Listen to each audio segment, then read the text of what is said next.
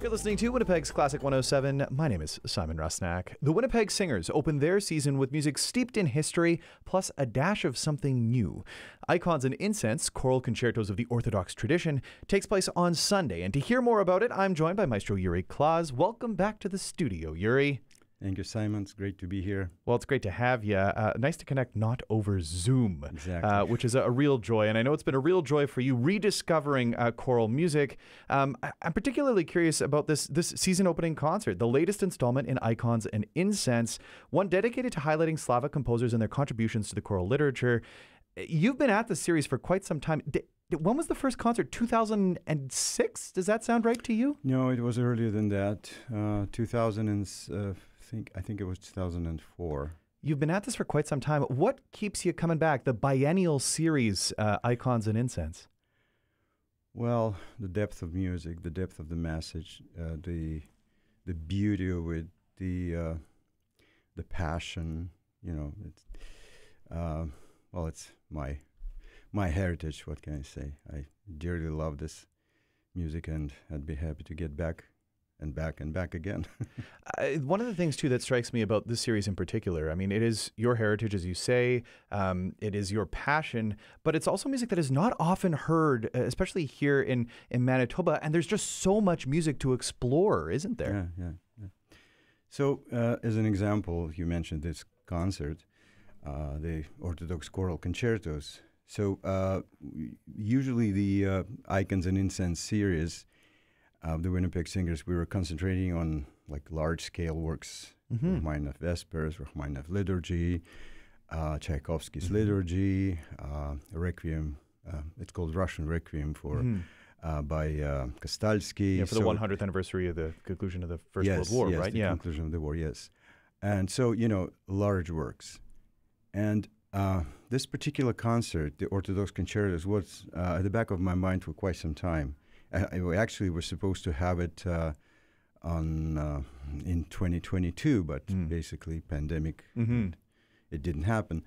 So because what I wanted really to bring to the audience here is a smaller scale works, and I felt like the genre of the choral concerto would be a great to show, great to present, and that's what we're doing. So let's talk more about that. A choral concerto, I guess the first question is, what's a choral concerto, Yuri? Well, it comes from the tradition of the instrumental concerto.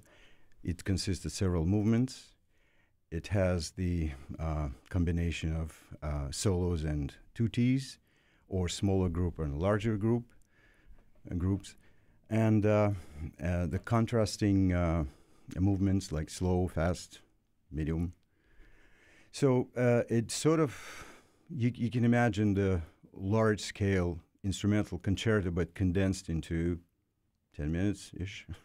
And the other thing, too, is, I mean, it really is a concerto for choir. It's exactly as the name implies. This is typically music for unaccompanied voices. Unaccompanied, I know a lot of this also comes from the tradition of the Eastern Church, where one wouldn't typically have an instrument in the actual church itself, right? So it seems like a wonderful opportunity to highlight the textures of the voices. You're right. And the classical concerto, so to speak, with Bortnyansky, Vedel, and Berezovsky, that time of the concerto, the concerto became a central part of the liturgy. And absolutely no instruments were allowed in the Orthodox Church, and that's why, it's all a cappella. So let's talk about how you've put this program together, because it is a program that spans centuries, right, from the 17th to 20th century, including, as you mentioned, these three composers known as the Golden Three in the Ukrainian Baroque, Berezovsky, Bortnyansky, and Artemy Vedel. Can you talk more about how you put this program together and how you settled on the composers and the concerti that you wanted to feature? Yeah, well, settling on composers, I thought that if we would go with the most famous and important people in a choral world, but also historically, that was my main idea actually, to start, like you mentioned, 5 centuries. Yes, we start with from 17th century up to 21st. the main idea was to start with very early concertos and progress through showing how the genre changed over the years. And that's why we have Titov as a representative of Baroque, Russian Baroque, and then we have classical concerto right after the three golden, you mentioned rightly so, Bortniansky, Vedel, Berezovsky. Then we progress to Romantic era. We have Arkhangelsky and Rachmaninoff, and then we present a short selections from one of the choral concertos by Georgy Sviridov, and we end up with commissioning to one of the Canadian composers, Stephanie Martin, and she wrote for us a choral concerto. So this is the idea of time progression. Very briefly, because I'm sure this could be some sort of PhD dissertation if someone wanted it to be, but how would you characterize those changes in terms of the music itself? Not so much the Stephanie Martin, as that's a new work of commission that we're going to get to right away, but how would you kind of characterize that change from the early works of Titov right up into the 20th century, into the Romantic age? Well, Titov, as a representative of so-called Russian Baroque, he was writing in the style of partes concerto. Partes, the word partes come from the word part or voice. And those concertos, they were sometimes written up to the 48 voices. And very intricate, difficult, and beautiful parts with lots of coloratura. And but that's the beginning of, right? And then we come to the, say, classical concerto, I call it, and things changed. There's more solos and tutti. Most of the parts, most of the concertos are written in the 4-part setting, not 48. Right. By the way, the concerto of Titov we're performing is written for 12 voices. And so the classical concerto comes with much more extensive form. The partes concerto would be mostly in like relatively short one movement, right, or maybe extended but one movement. So the concertos for the classical time, what people will hear, they consist of several movements. And, for example, what is my favorite, like Berezovsky concerto, Don't Reject Me in My Old Age, it's a monumental, even it's only 10 minutes long. It's a powerful work. It's a monumental, powerful, profound, and very, very expressive work. And it ends up with fantastic, extensive, very intense fugue. Yeah. You know, so this is pretty much a difference between them. Well, then you go to Romantic time, and you have all this interesting harmonies, all this interesting settings, and then when I couldn't not do the Rachmaninoff's concerto, though in his life composing so many symphonies, concertos, you know, large scale works. He composed only 3 sacred pieces: Liturgy, Vespers, and the concerto for the choir. And now you've done all 3. Yes. Which is very, very special indeed.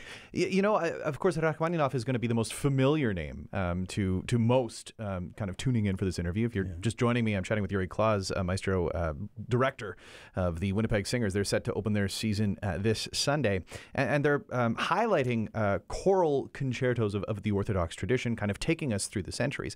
Just before we get to the commission, the 21st century work, one thing that I'm wondering about, Yuri, thinking of the Winnipeg Singers, they're a bunch of pros, typically made up of 24 singers, but sometimes augmented and expanded depending on how the works kind of call on the number of forces required. They've sort of become like experts in this music. I mean, like you say, this is a series that dates back to 2004 or thereabouts. Is there a particular unique challenge when it comes to this Icon and Incense series for the singers themselves? I mean, like I say, they're a bunch of pros. They're some of the best singers in the city. But it is a unique sound world that you're highlighting in this music, right? Well, there are certainly many challenges. The language, of course. the intensity of singing through extended lines of non-breathing, sort of staggering, like in especially in the Rachmaninoff's liturgy, there are moments like pages. The choir has to go staggered, no breathing breath point. So it's very demanding music, right? But yes, I agree with you. Having those this concert series, Icons and Incense for so many years, we've done so much of this music, and of course, I know people love it, and singers are kind of used to that. And Russian language is not really something new. Yeah. Well, it's new anyway, but they're familiar with it. Yeah, exactly. And I mean, it's kind of finding that language again. So let's talk about the new work on the program. This is something that has become almost a bit of a tradition with Icons and Incense. There are established works, and then there are new ones. I'm thinking back to the Missa Brevis, that you had a quartet of Manitoba-based or Manitoba-born composers set. This time around, a great Canadian composer, Stephanie Martin, whose music is going to be featured. You've performed her music before. Yes. What drew you to commissioning Stephanie Martin for this work? Well, when we performed her Stephanie's not many, but I think two scores, I right away noticed that I feel the tendency of her to think of a Znameni chant when her scores is sung. So thinking of this concert, I right away had an idea in my mind that we have to commission the modern concerto somewhat in the style of the choral concerto of the previous musical traditions. And I think Stephanie did an absolutely fantastic job creating that score for us. It is unfortunate that we've been waiting for 3 years now to perform it, again, because of the pandemic. The concert was supposed to be in 2022. We obviously didn't do it. We presented actually the first movement only in 2022 in the spring, and now this is a full premiere of all three movements of the concerto. So, as I mentioned, in the Orthodox tradition, the instruments were not allowed to the church, right? It's the middle of the liturgy. But in the 20th century, in the 21st century, there were quite a few choral concertos written in Russia by Sviridov, Shchedrin, and many other composers, and they were employing the instrument, and I really like that idea. Like it's an extra voice, it's a different timbre, it's becoming an integral part of the music, not something. What was it? Why I'm hearing the sound of the oboe? Yeah. So it was sort of not traditional. Well, it is not traditional.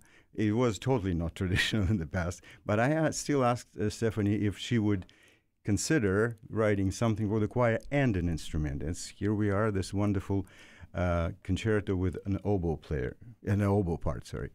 This is a work titled An Evening Triptych, and Stephanie Martin pointing out that the work can be regarded as a sort of musical triptych, echoing that common form in which you have those three panels linked together. I'm sure it is going to be a captivating work. This is draws on a wide variety of texts. That idea of evening, and of course the evening service, the Vespers of Rachmaninoff come to mind. I mean, this seems like music that is so well suited to the program, and so excited to hear this commission that opens on the first concert in the Icons and Incense series that kicks off the 2023-24 Winnipeg Singers season. Yuri, as always, it's a joy having you here in the studio.